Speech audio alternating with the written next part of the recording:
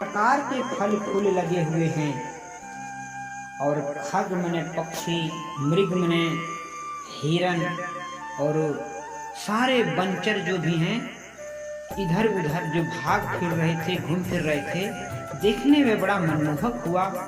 और वहीं पर एक विशाल शैल था यानी पर्वत, उसी पर चढ़ करके हनुमान जी लंका के दृश्य को देखने लगे दूर से ही।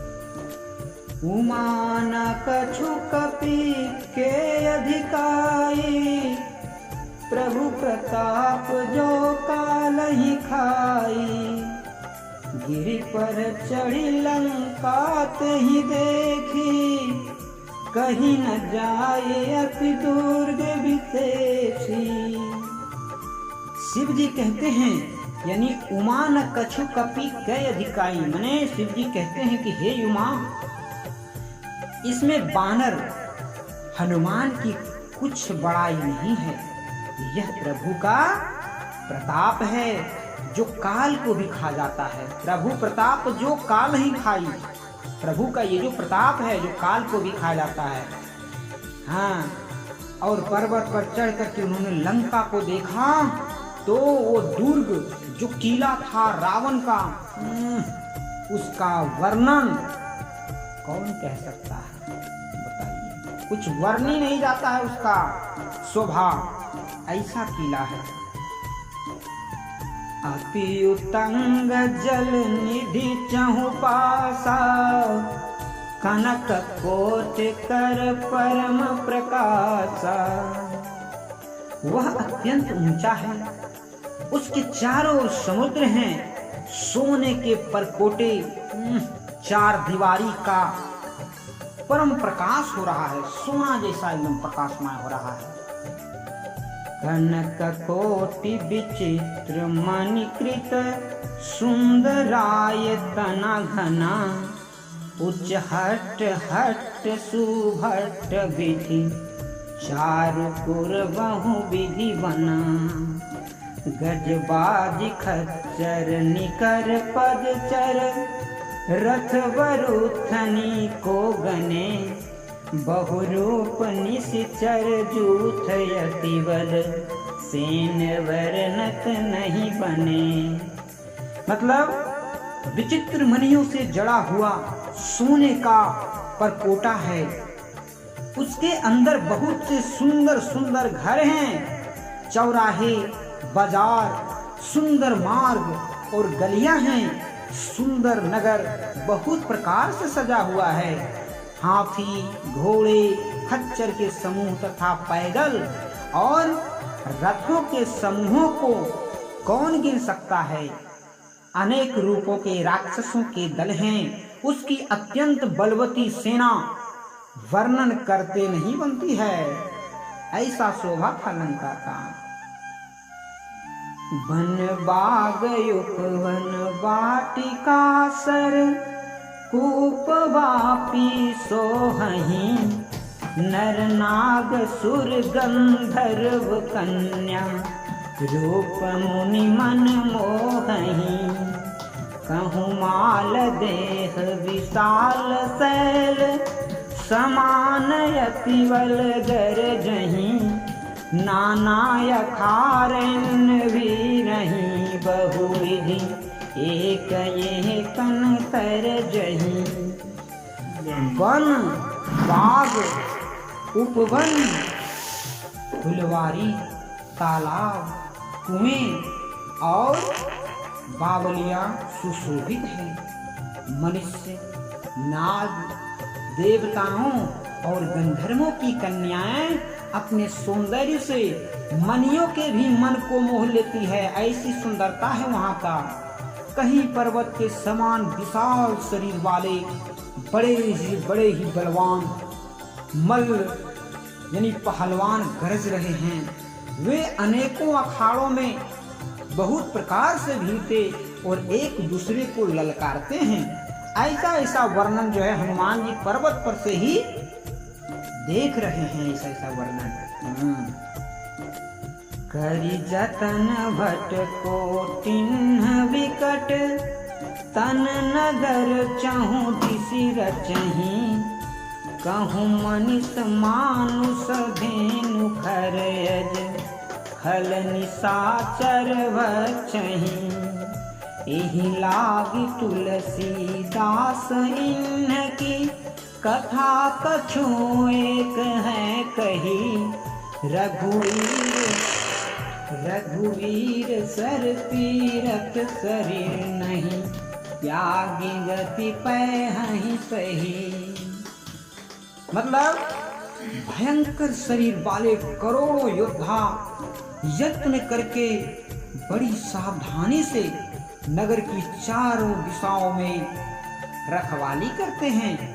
कहीं दुष्ट राक्षस भैंसों, मनुष्यों, गायों, गधों और बकरों को खा रहे हैं। तुलसीदास ने इनकी कथा इसलिए कुछ थोड़ी सी कही है कि ये निश्चय ही श्री रामचंद्र जी के बाण रूपी तीर्थ में शरीरों को त्याग कर परम गति पावेंगे। सोचिए, यह अधर्मी भैंसा, बकरियों, गधों, खच्चरों, गायों को, मनुष्यों को खाने वाले राक्षस, समझ रहे हैं, अगर खाए तो वो पापी ही तो कहलाते हैं, परंतु ये सब भगवान श्री राम के बाण से तर जाते हैं, पापिष्ट हैं, फिर भी तर जाते हैं। तुलसीदास जी ऐसा कहते हैं, इसीलिए बहुत कम वर्णन किया है इसका। दोहा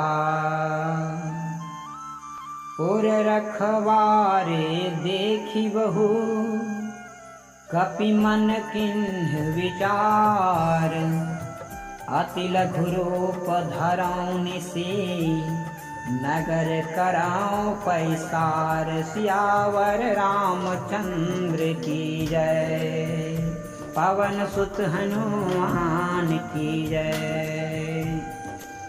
हाँ, तो इसका अर्थ यह हुआ कि नगर के बहुसंख्यक रखवालों को देख करके हनुमान जी ने मन में विचार किया कि अत्यंत छोटा रूप धरूंगा और रात के समय नगर में प्रवेश करूंगा। यह विचार किए, सारा कौतूहल मतलब कौतुक वहां से हनुमान जी उसी पर्वत पर से देख लिए। तब मन में विचार किए कि रात में जो है छोटा सा रूप धर करके लंका में प्रवेश करूंगा। यह सोचे थे हनुमान जी।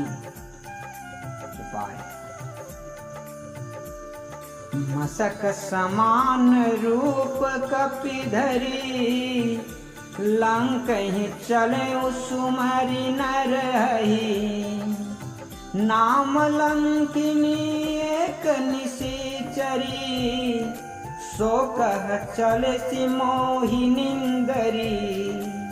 देखिए, जब यह सोच कर के आगे बढ़ते हैं हनुमान जी, एक मच्छर का रूप धारण कर लेते हैं और वह जो है मच्छर का रूप धारण करके लीला करने वाले भगवान श्री रामचंद्र जी का स्मरण भी किए और लंका में प्रवेश करने की, हाँ, तो एकदम छोटा सा रूप धारण करके लंका में जो है घुसना चाहे, प्रवेश करना चाहे। तब तक लंकिनी का नजर पड़ गई और लंकिनी कहने लगी, अरे दुष्ट,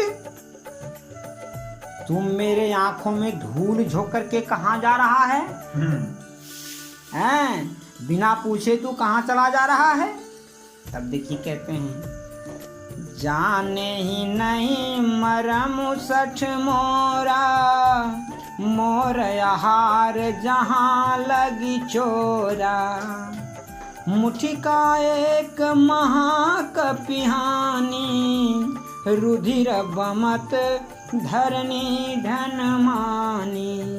देखिए, कहते हैं, रे मूर्ख, तू मेरा भेद नहीं जानता।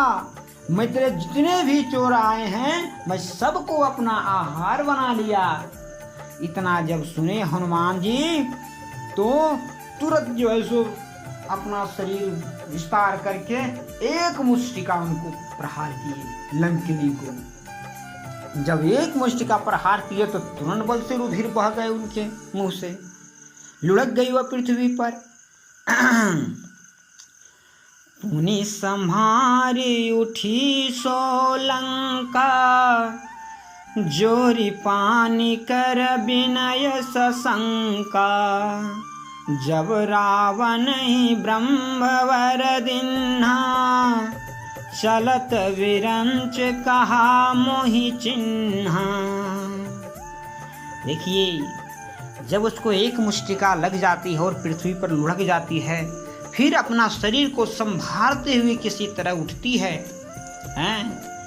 और वही लंकिनी जो है हाथ जोड़ करके विनती करने लगती है और कहती है, रावण को जब ब्रह्मा जी ने वर दिया था, तब चलते समय उन्होंने मुझे राक्षसों के विनाश की यह पहचान बता दी थी। देखिए, ब्रह्मा जी जो है उनको यह पहचान बता दिए थे। क्या पहचान बताए थे? देखिए, विकल हो सीते कपि के मारे, तब जाने सुनि सिचर संघारे, तात मोरयति पुण्य बहुता, देखऊं नयन राम कर दूता। जब तुम एक बंदर के मार से बेहोश हो जाएगी, व्याकुल हो जाएगी, तब तू समझ लेना कि अब राक्षसों कुल का संहार आ गया है। हे तात, मेरे बड़े पुण्य हैं जो मैं श्री रामचंद्र जी के दूत को अपने आंखों से देख पाई। ऐसा लंकिनी बोले हनुमान जी से। तात स्वर्ग अपवर्ग सुख, धैर्य तुलाए कयंग, तुलन ताहि सकल मिली जो, सुख लब सतसंग, सिया श्री रामचंद्र शंकर जी भयो। एक घड़ी यादो घड़ी यादों में पुण्याद, तुलसी संगत साधिके कटहि क्रोध अपराध।